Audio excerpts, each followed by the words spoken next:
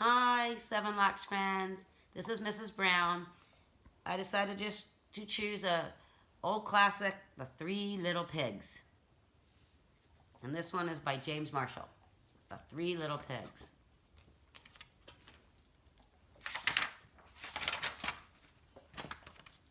Once upon a time, an old sow sent her three little pigs out into the world to seek their fortune.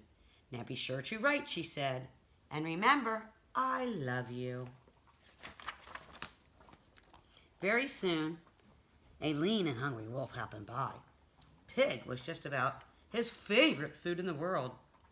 So he knocked on the door and said, little pig, let me come in." To which the little pig replied, "No, no, not by the hair on my chinny chin chin."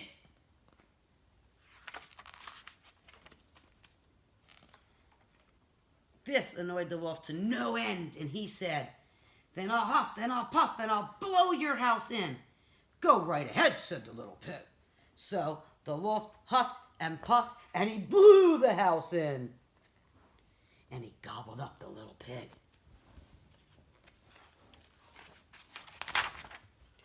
The second little pig met a man with a load of sticks. "I've got it," said the little pig. "I'll buy those sticks and build a house." "I think twice about that," said the man. "Oh, pooh," said the little pig. "What would you know?" And he bought the sticks and went to working, building a house. "Very pretty," he said.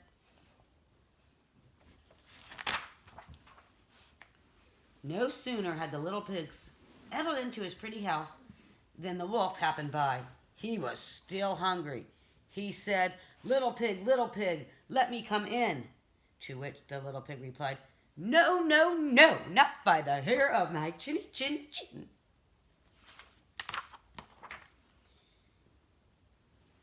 The wolf didn't care for that at all, and he said, "I'll huff and I'll puff and I'll blow your house in." "Ha, ha, ha," said the little pig. So the wolf huffed and he puffed and he blew the house in, and he gobbled up that little pig too.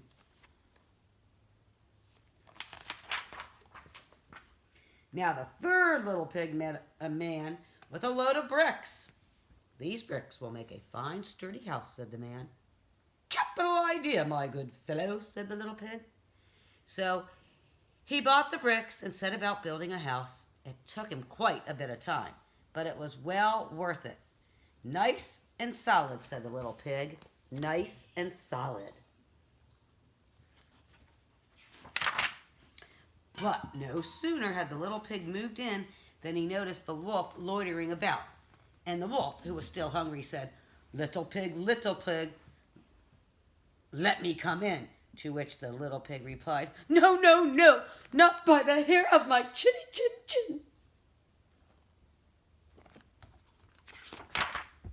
Well, the wolf had heard that before, and he said, "Then I'll huff and I'll puff and I'll blow your house in." "Oh, don't do that," said the little pig. But the wolf huffed and he puffed and he huffed and he puffed until he was quite blue in the face. The house stood firm. "I'll try another approach," muttered the wolf. And he put on the most dazzling smile.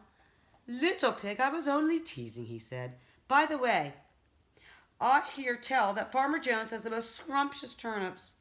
Shall we go pick a few?" "Oh, I'm much too busy now," said the little pig. "What about tomorrow morning?" "Excellent," said the wolf. "I'll come for you at 6.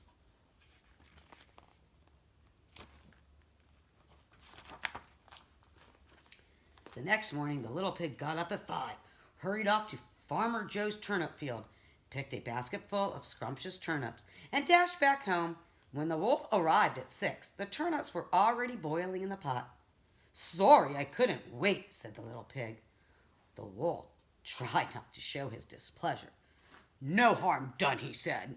"By the way, there is a lovely apple tree down in Merry Meadow. Shall we go help ourselves to a few apples?"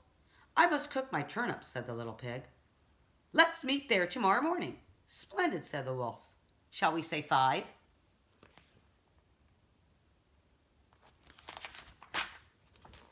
The next morning, the little pig was up at 4 and went off for the apples. It took longer than he expected to reach Merry Meadow. And while busy gathering apples, the highest tree he saw the wolf approaching. "Do try one of these," he called down, throwing an apple as far as he could. When the wolf chased after the apples, the little pig shimmied down the tree and made it safely home. The next day, the wolf came along again. Really, he was quite put out. "There's a fair today on Hog Hill," he said. "Would you care to go?" "Why don't we meet there?" said the little pig. "Would 3 o'clock suit you?" "Colossal," said the wolf. "3 it is, just to make sure." He would be there at 2. And at 1 in the afternoon, the little pig went to the fair and had a fine time. So fine that he lost track of the hour. Suddenly, out of the corner of his eye, he saw the wolf coming up the hill. Without a minute to spare, the little pig jumped inside an emptied butter churn and rolled down the hill toward the wolf. Well, the wolf was so scared he ran all the way home.